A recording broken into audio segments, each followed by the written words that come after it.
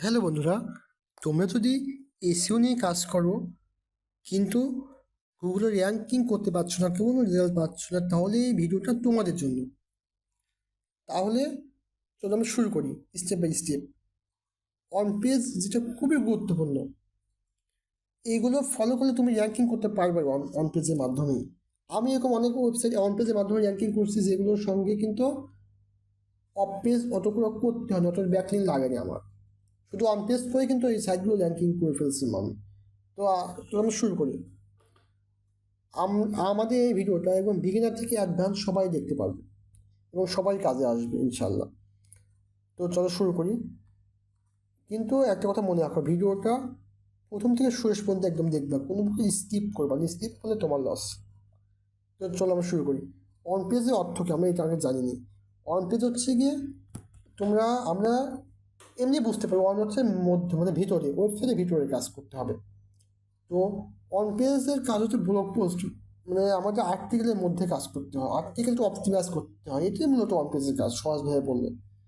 আমি তোমাদেরকে কোনো তাত্ত্বিক আলোচনা করবো না যে এটা সেটা, এসিওর পূর্ণরূপ কি, এসিওর কীভাবে, এগুলো না ভাই।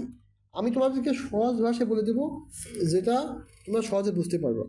তো অন পেজের মাধ্যমে আমরা কী করি, ওয়েবসাইটের আর্টিকেলের কাজ করি, অর্থাৎ আমরা ব্লগ পোস্টের কাজ করি, ওটাকে অপটিমাইজ, ওটা নিয়ে আমাদের কাজ অন পেজে। তো চলো, অন পেজের প্রধান কাজ হচ্ছে টাইটেলটা ঠিক করতে হবে, কন্টেন্টটা ঠিক করতে হবে, ইমেজটা ঠিক করতে হবে এবং ইউআরএলটা ঠিক করতে হবে, এবং এই চারটাই মূলত। তো এখন আমরা এক একা শুরু করি। স্টেপ ওয়ান, কিওয়ার্ড রিসার্চ করতে হবে, এটা আমাদের প্রথম কাজ। তো এসইওর প্রথম কাজ হচ্ছে কিওয়ার্ড রিসার্চ করা। আর কিওয়ার্ড রিসার্চ করার জন্য অনেকগুলো টুল পাওয়া যায়। তো তার মধ্যে এইচআরএফ আছে, সিএমএফ আছে, কিন্তু এগুলো অনেক পেইড। আমরা অনেক ফ্রি টুলও ইউজ করতে পারবো, যেমন গুগল এডওয়ার্ডস, তারপর হচ্ছে ওয়াট সাজেস্ট কিছু ফ্রি ভার্সন আছে, এগুলো নিয়ে আমরা কাজ করতে পারবো। আমাদেরকে দেখতে হবে লো কম্পিটিশন কিওয়ার্ডগুলো, আর সাথে দেখতে হবে যেগুলো লং টেল। কারণ শর্ট টেল কিওয়ার্ড তুমি র্যাঙ্ক করতে পারবে না ভাই, খুব সহজে র্যাঙ্ক করতে পারবে না এবং হবে না, কারণ লক্ষ লক্ষ তোমার কম্পিটিশন আছে, মানে লক্ষ লক্ষ লোক এটা নিয়ে কাজ করতেছে, এটা অনেক প্রতিযোগিতা, তুমি পারবে না।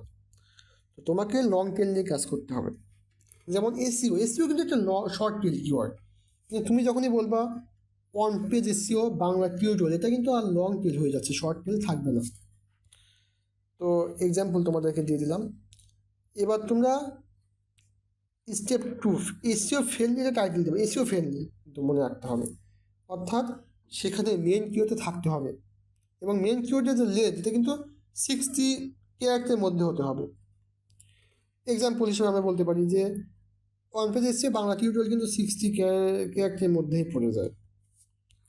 কিন্তু আমরা যদি বলি এসইও টিউটোরিয়াল, সেটা কিন্তু খুব কম ক্যারেক্টার, এতে কিন্তু হবে না। এবার আমাদের করতে হবে ইউআরএলকে সেট করতে হবে। ইউআরএল কি, দেখবে আমাদের পেজের পরে একটা চিহ্ন থাকে, যেটা আমরা পেজে যাওয়ার পর দেখতে পাই যে আর্টিকেলের পাশে একটা লিঙ্ক থাকে, একটা টেক্সট থাকে, সেটা হচ্ছে তোমার বলা হয় পারমা লিঙ্ক। এটাকে আমরা ইউআরএল অপটিমাইজেশন বলতেছি। তো আমরা সেখানে দেবো শর্ট ইউআরএল দেবো, আর কোনো প্রকারের আজে বাজে 1 2 3 এসব আজে বাজে ইউজ করবো না। আমরা এলিমেন্ট সিস্টেম না, আমরা দেবো আমাদের ওই কিওয়ার্ডটা, যে কিওয়ার্ডটা আমরা চুজ করে রাখছি আমাদের কিওয়ার্ড রিসার্চ করে।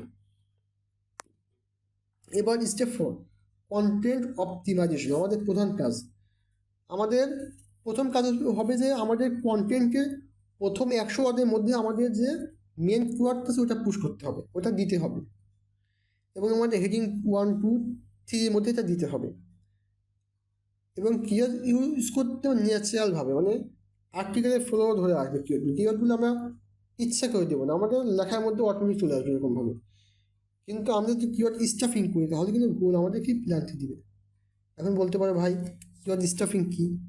কিওয়ার্ড স্টাফিং হচ্ছে সেই জিনিস, যেমন ধরো যে আমি ইচ্ছে করে করে কিওয়ার্ড যুক্ত করলাম, ধরো আমার একই লাইনে 2বার কিওয়ার্ড দিলাম, এটা একটি স্টাফিং। এক লাইনে আমি 2বার কিওয়ার্ড দিতে পারি না, দিলে কিন্তু স্টাফিং হবে। কিওয়ার্ডটা আমাকে ন্যাচারালিভাবে দিতে হবে, এক লাইন দিলাম তার 2 লাইন পাওয়ার দিলাম, এভাবে দিতে হবে। এবং আমাদেরকে ইউজ করতে হবে সেকেন্ডারি কিওয়ার্ড, অর্থাৎ আমাদেরকে সিনোনিম ইউজ করতে হবে। যেমন আমাদেরকে এসইও বাংলা টিউটোরিয়াল সিনোনিম কী হতে পারে বলো? এসইও বাংলা টিউটোরিয়াল সিনোনিম হতে পারে যে আমরা এসিও পূর্ণ ইউজ করতে পারি, সার্চ ইঞ্জিন অপটিমাইজেশন বাংলা। এইভাবে আমাদেরকে ওইটার সিনোনিম ইউজ করতে হবে সেকেন্ডারি কিওয়ার্ড হিসাবে। এরপর আমরা স্টেপ 5 ইমেজ আমরা এসিও করবো। এটা মাস্ট করতে হবে, কারণ এটা হচ্ছে ইমেজটা খুবই গুরুত্বপূর্ণ ফ্যাক্টর। আমাদের ইমেজে এলটি ট্যাগ মানে আমাদের ইমেজটা রিনেম করে আমাদের কিওয়ার্ডের নামটা বসাতে হবে, এটাই জাস্ট। এটা করলে কিন্তু আমরা ইমেজকে ইস্যু করে ফেললাম। খুব সিম্পল ব্যাপার।